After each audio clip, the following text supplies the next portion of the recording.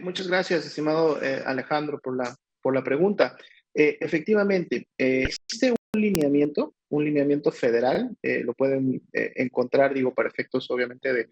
de detalles finos de lo que el lineamiento dice en la página oficial de coronavirus.gov.mx. Es un lineamiento que tanto su nombre como su objetivo principal es precisamente la continuidad de operaciones. ¿Qué quiere decir la continuidad de operaciones? Recordemos que cuando iniciamos con la respuesta a la pandemia a principios del año pasado, se hizo una selección de unidades médicas en todo el país y obviamente a cargo de las 32 entidades federativas,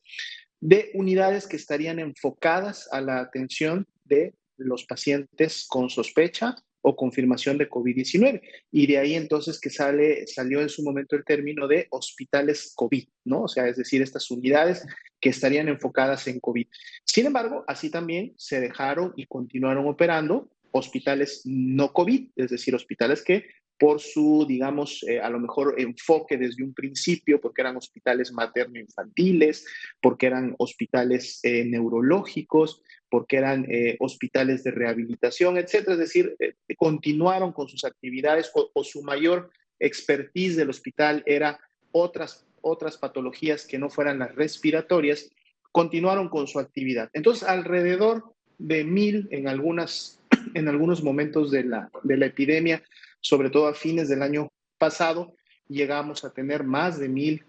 llegamos a tener alrededor de 1,050, 1,060 hospitales que se clasificaron como COVID para efectos de estar siempre disponibles para la atención inmediata y oportuna de las personas que tuvieran el síndrome COVID, que en este caso es la infección respiratoria aguda grave. O sea, independientemente de que fuera o no COVID, estas personas podían acudir y atenderse en estas unidades. ¿Qué pasa cuando la epidemia empieza a tener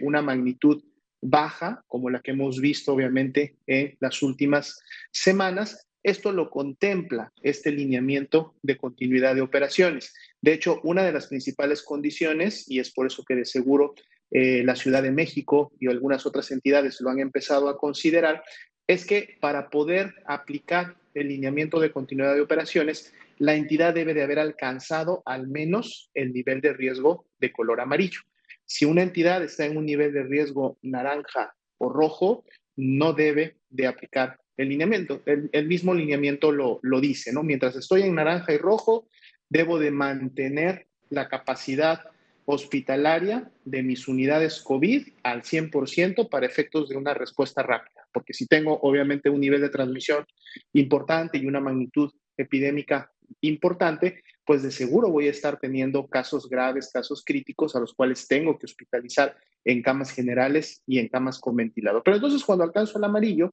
que es la condición reciente de la Ciudad de México, y además cuando tengo una gran capacidad hospitalaria, ustedes han podido ver en los informes cómo esta capacidad de respuesta hospitalaria se mantiene prácticamente en la mayoría de las entidades alrededor del 80%, 70%, pues obviamente entonces van quedando en su momento camas de hospital que pudieran ser utilizadas para otro tipo de patologías, para otro tipo de enfermedades, para continuar con atenciones que en su momento en esa unidad médica, no en todo el país, pero sí en esa unidad médica, tuvieron que diferirse o tuvieron que postergarse por efectos de que esa unidad y esa cama fuera COVID.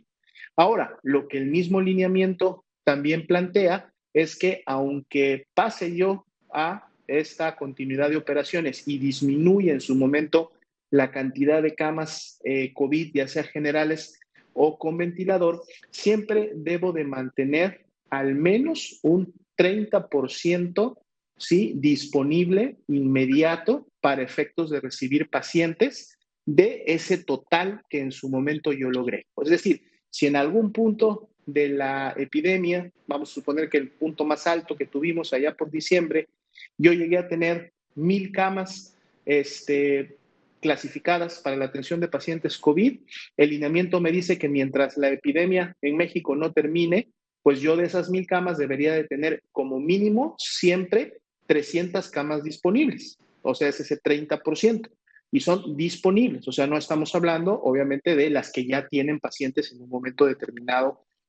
operando. Entonces, esto obviamente ya es un ejercicio que cada una de las entidades, a través de sus servicios estatales de salud y a través de las instituciones, recordando que el Instituto Mexicano del Seguro Social, el ISSSTE, Pemex, Sedena, CEMAR, también operan el sector salud para cada una de sus áreas, pues entonces dependiendo del semáforo de riesgo en que se encuentran y dependiendo de la ocupación que están teniendo, porque además esto ya no es en el total de la entidad, sino que esto se tiene que analizar a nivel de cada unidad médica, ¿no? O sea, llegué al amarillo, muy bien, pero entonces ahora tengo que revisar cómo dentro de ese amarillo o inclusive estando en verde, cómo están mis unidades médicas. Cada unidad médica debe a su vez cumplir con el criterio, no basta con que la entidad lo haya cumplido como una media o como un dato global, sino que cada unidad debe de estar cumpliendo con los criterios de lineamiento de continuidad de operaciones y de cumplirlos, bueno, entonces pueden obviamente empezar a realizar esto que comentábamos, que era destinar camas a otro tipo de servicios, pero para cada unidad manteniendo siempre buffer, este background, digamos, de respuesta inmediata que debe de haber ante un incremento. Y obviamente, si la entidad, después de haber estado en verde o en amarillo por alguna condición, regresa a un nivel superior, es decir, regresa a un naranja, como un primer paso, inclusive con la potencial de poder en algún momento regresar a un rojo, pues obviamente el mismo lineamiento dice entonces que al regresar a niveles de riesgo superior, deben nuevamente reconvertir y volver a la capacidad de atención que tenía en un momento determinado para efectos de toda la atención. Entonces, es básicamente la respuesta.